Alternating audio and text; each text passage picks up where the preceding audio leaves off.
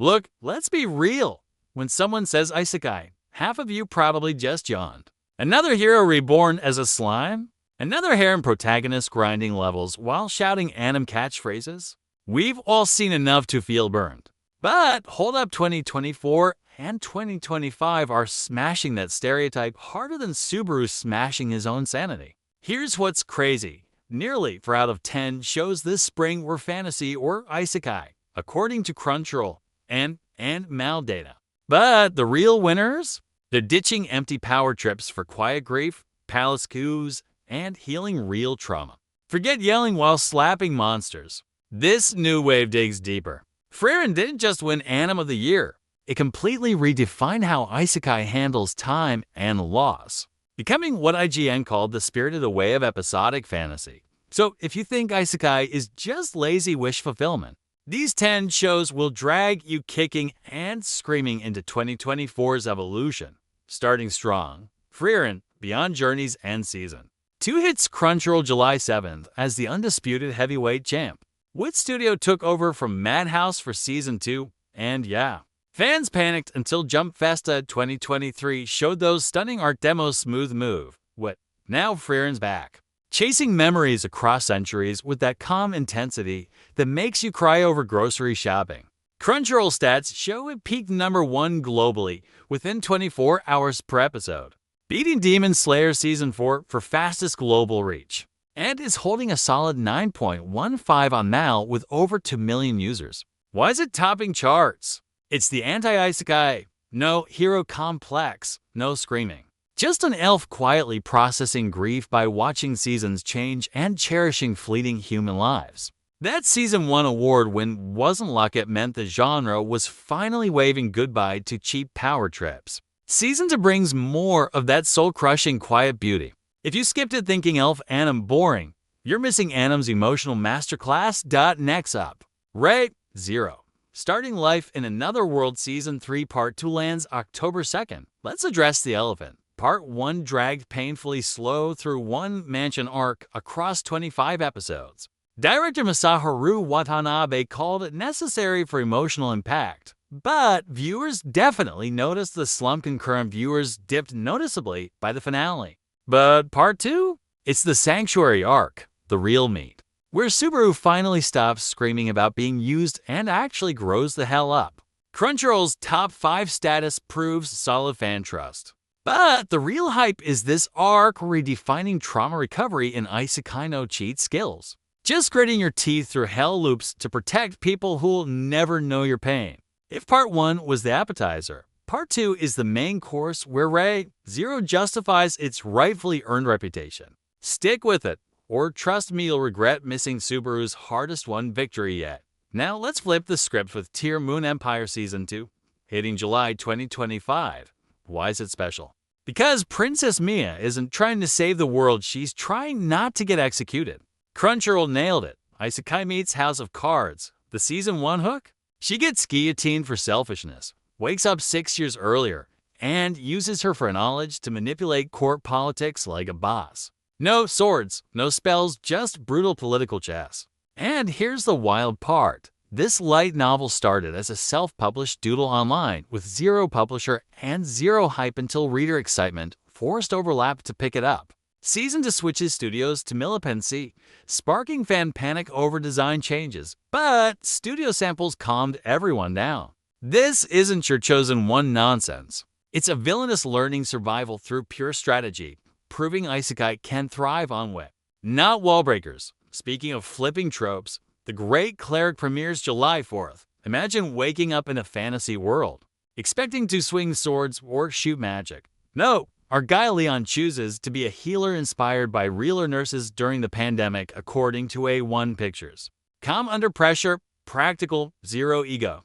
IGN could have been talking about this when they said healing and community can be as compelling as sword swings.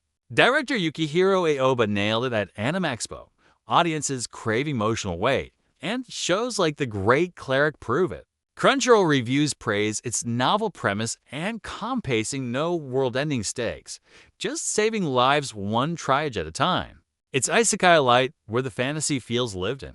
If Frieren's about grief, The Great Cleric is about purpose. After years of overpowered protagonists, watching someone heal quietly feels revolutionary. Let's crank up the darkness with Dark. History of a transmigrated villainess hitting. January 10th, 2025. This. Isn't your Q-Dupes I reincarnated as a villainous romp? Overlaps pitch? Psychological trauma meets political execution. Our lead gets shoved into a noble's body already condemned for crimes she didn't commit. The show doesn't shy from violence or suicide themes, and forums exploded debating if it's handled right or exploitative. Crunchyroll won't stream it too heavy, but Netflix and Prime Video might add content warnings. Why is it here? Because it's the genre's necessary gut punch. Isekai's matured past comfort food. We're ready for villainesses dodging nooses, not just marriage proposals. The Comfort King, Slime 300. Season 2 slides into October 2025. Hold up if the Great Cleric is healing as heroism, Slime 300 is healing as self-care. Rin, our immortal slime slayer, just wants naps and fried tofu. Season 1 Part 2 dominated Netflix Japan's top 10 for 8 straight weeks. Crunchyroll calls it comfort food, and critics side-eye it as lacking depth. But millions disagree. Sometimes you need pure serotonin. Production IG's returning, promising more laid-back lore and making friends with ancient gods over tea. It's the ultimate palate cleanser after dark isekai. Don't at me after Frieren makes you sob. You'll crave Rin's tofu bliss. Double dash tap with Mushoku Tensei. Jobless Reincarnation Season 3 hitting Crunchyroll this October. Let's address the elephant. This show's messy.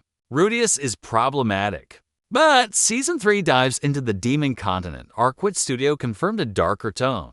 No more sheltered nobles. It's raw survival against prejudice and land that hates half-breeds. Why the hype?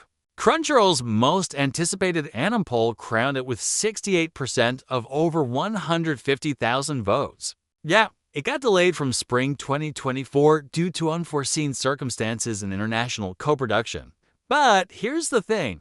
Season 2 ended with Rudius facing his past without running. If Season 3 sticks the landing, it could turn Isekai's original sin into a tragedy about growth. Buckle up, it'll be uncomfortable. But Vital Shangri-La Frontier Season 2 drops this October too. Square Enix confirmed it right after Season 1's finale. Now, is it Isekai? Technically no, it's real-world gamers grinding King's Bloom, a brutal VR game. But fans call it fantasy for its game world immersion. Why is it here? It's the genre's spiritual successor. No transmigration, just organic obsession. Protagonist Suma ain't overpowered, he's relentlessly meticulous, analyzing game mechanics like a surgeon. Season 1's finale had him sacrificing everything to reach Shangri-La. Season 2. It's not leveling up, it's him getting humbled by real veterans. Production IG's on deck, doubling down on respect for mastery over magic. Finally, Kaiju No 8 premieres October 7th. Stretching fantasy? Absolutely, it's sci-fi, fantasy blend gold. Kafka Abino becomes a Kaiju midlife crisis. But Crunchyroll stats? Top tier. Why is it on this list? It proves 2024's fantasy boom isn't just isekai, it's genre blending. Kafka doesn't get ice skate. He gets mutated in Tokyo, fighting monsters while juggling part-time jobs and aging. Wit Studios adapting it with Attack on Titan levels of animation hype. It's the anti-reincarnation story. No do-overs, just fighting your demons now. With Frieren breaking records, Kaiju's hype is the proof audiences crave fantasy with grounded humanity. So next time someone says Isekai is dead, hit them with this list. Frieren shattering records while whispering. Tearmoon's turning court intrigue into edge-of-your-seat drama. The Great Cleric saving lives without swinging a sword. This isn't the Isekai you hated in 2018, it's grown up with us. And honestly, it's about damn time. Go stream Frieren Season 2.